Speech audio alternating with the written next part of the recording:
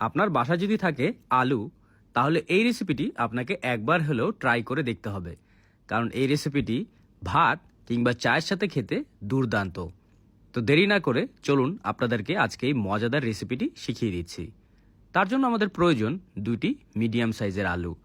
আলুগুলোকে আমরা চামড়া ছিলে নিয়ে কুচি কুচি করে কেটে নিব। আপনারা কে কোথা থেকে আমার এই ভিডিওটি দেখছেন অবশ্যই কমেন্ট করে জানাবেন। আমি আপনাদের সবার কমেন্টের উত্তর দিব, কারণ আপনাদের কমেন্ট পড়তে আমার অনেক ভালো লাগে। কাটা হয়ে গেল, আমি দিয়ে দিলাম পানি।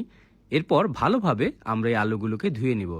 ধুয়ে আলুর ভিতর থেকে কষগুলোকে বের করে এরপর এই পানিটাকে আমরা ফেলে দিব।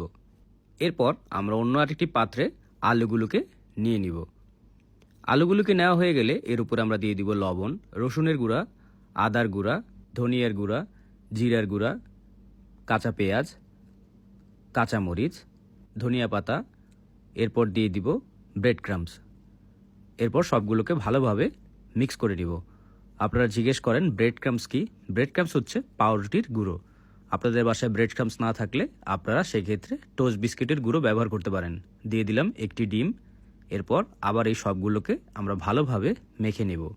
খেয়াল রাখতে হবে যাতে কোনো অংশ বাদ পড়ে না যায়। এই মিশ্রণে আলাদা করে পানি দেওয়ার প্রয়োজন নেই, কারণ আলু থেকেই আস্তে আস্তে করে পানি ছেড়ে দিবে। তখন এই মিশ্রণটি এমনিতেই এমন মাখা মাখা হয়ে যাবে। মাখা হয়ে গেলে আমরা হাতে সামান্য তেল মেখে নিব। এরপর হাতে সামান্য অংশ নিয়ে আমরা হাতে এরকম গোল গোল করে একটি পেঁয়াজুর মতো শেপ বানিয়ে নিব। দেখতেই পাচ্ছেন, এমন একটি শেপ তৈরি করে আমরা মিডিয়াম গরম তেলের উপর ছেড়ে দিব। আমি আগে থেকে মিডিয়াম গরম তেল করে রেখেছিলাম, আর অবশ্যই মিডিয়াম গরম তেল ব্যবহার করবেন। অতিরিক্ত গরম তেলে সাথে সাথে পুড়ে যেতে পারে। একে একে সবগুলোকে আমরা মিডিয়াম গরম তেলের উপর দিয়ে দিব। দিয়ে আমরা এক পাশ কিছুক্ষণ ভেজে নিব। ভাজা হয়ে গেলে আমরা এগুলোকে একটি চামচের সাহায্যে সবগুলোকে উল্টে দিব। সবগুলোকেই উল্টে দিতে হবে। এরপর আমরা অন্য পাশ ভাজা শুরু করব। আর আমরা ততক্ষণ পর্যন্তই ভাজবো যতক্ষণ পর্যন্ত এর গায়ের রং গোল্ডেন ব্রাউন কালার না হয়ে যায়। যখন এদের গায়ের রং এমন গোল্ডেন ব্রাউন কালার হয়ে যাবে, বুঝতে হবে আমাদের ভাজা হয়ে গেছে। এখন আমরা এগুলোকে তুলে ফেলবো। আর বেশি ভাজা যাবে না, ভাজলে পুড়ে যেতে পারে। এরকম অবস্থায় আমরা একটি চামচের সাহায্যে তেলগুলোকে সামান্য ঝেড়ে এগুলোকে তুলে ফেলতে হবে।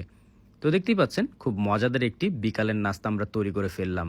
আপনারা চাইলে গরম গরম ভাতের সাথে এই আলু ভাজা খেতে পারেন। খুবই মজাদার একটি খাবার, আর চায়ের সাথে খেতে দুর্দান্ত লাগে।